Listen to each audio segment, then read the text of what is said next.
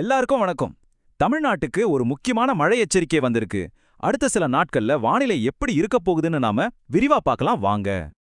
முதல்ல ஒரு முக்கியமான எச்சரிக்கை. காலையிலயும் சரி பகல்லையும் சரி அடிக்கிற வெயில பார்த்து ஏமாந்துராதீங்க. இது வரப்போற ஒரு பெரிய மழைக்கு முன்னாடி இருக்கிற ஒரு அமைதி தான் சொல்றாங்க. ஆமா, இப்போ இருக்கிற நிலைமைய பார்த்தா பகல்ல வெயில், காலையில பனி இதெல்லாம் பார்த்துட்டு ஓகே மழைக்காலம் முடிஞ்சிடுச்சு போலன்னு நம்ம நிறைய பேர் நினைக்கலாம். ஆனா அதுதான் இல்ல. இது புயலுக்கு முன்னாடி வர்ற அமைதி மாதிரி. என்ன நடக்குதுன்னு பார்க்கலாம்.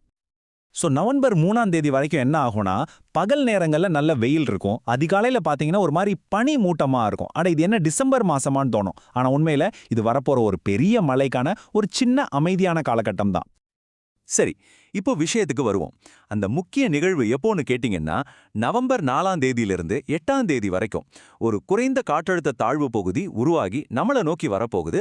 இதனால தான் கனமழை வரப்போகுது. அப்போ மழை எப்படி படிப்படியா வரும்னு பாப்போம். நவம்பர் 3 வரைக்கும் அமைதியா இருக்கும். 4ஆம் தேதி லேசா மழை ஆரம்பிக்கும்.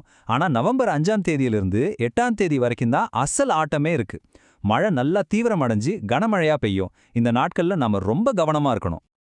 சரி, மழை எந்த அளவுக்கு தீவிரமா இருக்கும்? ஒரு நல்ல விஷயம் என்னன்னா, பெரும்பாலான இடங்கள்ல அதாவது ஒரு 80% மிதமான மழையா தான் இருக்கும். ஆனா சில இடங்கள்ல கனமழையும் மிக கனமழையும் கூட பெய்ய வாய்ப்பு இருக்கு. அதனால மிதமான மழை தானேன்னு மட்டும் நினைச்சிராதீங்க. சில பகுதிகளில் பாதிப்பு கொஞ்சம் அதிகமா இருக்கலாம். முக்கியமா இந்த மழை எங்க அதிகமா பெய்யும்னு பாத்தீங்கன்னா, நம்ம கடலோர பகுதிகளும் டெல்டா மாவட்டங்களும் தான். குறிப்பா சொல்லணும்னா, சென்னையிலிருந்து நாகப்பட்டினம் வரைக்கும் இருக்கிற எல்லா கடலோர மாவட்டங்களும் அப்புறம் டெல்டா மாவட்ட மக்களும் ரொம்ப ரொம்ப கவனமா இருக்கணும். இன்னும் கொஞ்சம் தெளிவா சொல்றேன். சென்னை, திருவள்ளூர், காஞ்சிபுரம், கடலூர், புதுச்சேரி மாதிரியான வடகடலோர மாவட்டங்கள்ல 4ஆம் தேதி லேசா ஆரம்பிக்கிற மழை 5ஆம் தேதியிலிருந்து 8ஆம் தேதி வரைக்கும் நல்ல வலுவான கனமழையா மாறப்போகுது.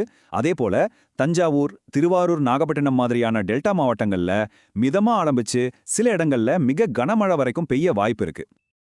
ஓகே, இப்போ கடலோர பகுதிகளை பத்தி பார்த்தாச்சு. அப்போ மத்த மாவட்டங்களோட நிலைமை என்ன? அதாவது உள் மாவட்டங்கள், தென் மாவட்டங்கள்ல வானிலை எப்படி இருக்க போகுது? வாங்க அதையும் பார்த்துடலாம்.